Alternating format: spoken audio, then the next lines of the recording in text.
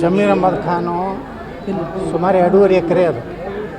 ಒಬ್ಬರು ದಾನಿಗಳು ಪಶುವೈದ್ಯಕೀಯ ಆಸ್ಪತ್ರೆ ಮಾಡಲಿಕ್ಕೆ ಕೊಟ್ಟಂಥದ್ದು. ಅದ್ರ ಮೇಲೆ ವಕಫ್ ಅಂತ ಹೇಳಿ ಇವರು ಹೆಸರು ನೋಂದಾಯಿಸಿದರು.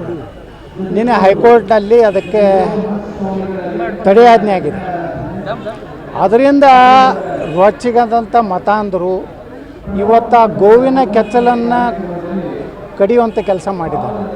ಅಂದರೆ ಎಷ್ಟು ಅಸಹಿಷ್ಣುತೆ ಇದು ಅವ್ರ ಬಲ್ಲಿ. ಗೋವಿನ ಮೇಲೆ ತಮ್ಮ ಸಿಟ್ಟನ್ನು ಇವತ್ತು ತೀರಿಸುವಂಥ ಅಷ್ಟು ಮಟ್ಟಿಗೆ ಕೆಳಮಟ್ಟಕ್ಕೆ ಹೋಗ್ಯಾರಂದರೆ ಇದರಿಂದ ಈ ಸರ್ಕಾರ ಏನಿದೆ ಇದು ಮುಸ್ಲಿಮರನ್ನ ತುಷ್ಟೀಕರಣ ಮಾಡ್ಲಿಕ್ಕತ್ತದೆ.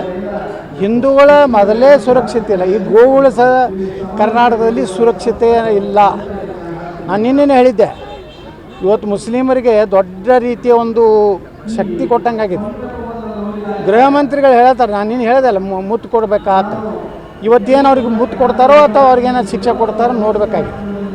ಇದೇ ರೀತಿ ಆದರೆ ಇನ್ನು 1 ವರ್ಷದಲ್ಲಿ ಕರ್ನಾಟಕದಲ್ಲಿ ಹಿಂದೂಗಳು ಜೀವನ ಮಾಡಲಿಕ್ಕೆ ಸಾಧ್ಯ ಇಲ್ಲ.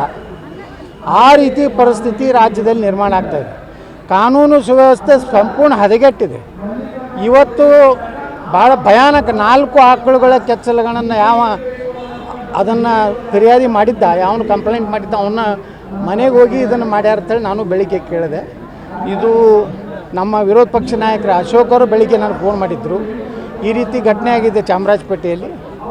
ನಾವೆಲ್ಲರೂ ಕೂಡಿ ಅದನ್ನು ಪ್ರತಿಭಟನೆ ಮಾಡಬೇಕು. ಈ ಸರ್ಕಾರವನ್ನು ನಾವು ಪ್ರಶ್ನೆ ಮಾಡ್ತಾಯಿದ್ದೀವಿ, ಈ ರಾಜ್ಯದಲ್ಲಿ ಹಿಂದೂಗಳು ಜೀವನ ಮಾಡಬೇಕೋ ಬೇಡೋ ಅನ್ನೋಂಥದ್ದು ರಾಜ್ಯದ ಮುಖ್ಯಮಂತ್ರಿ ಹೇಳಬೇಕು. ಈ ವಿಡಿಯೋ ನಿಮಗೆ ಇಷ್ಟವಾದಲ್ಲಿ ಲೈಕ್ ಮಾಡಿ, ಶೇರ್ ಮಾಡಿ, ಸಬ್ಸ್ಕ್ರೈಬ್ ಮಾಡಿ.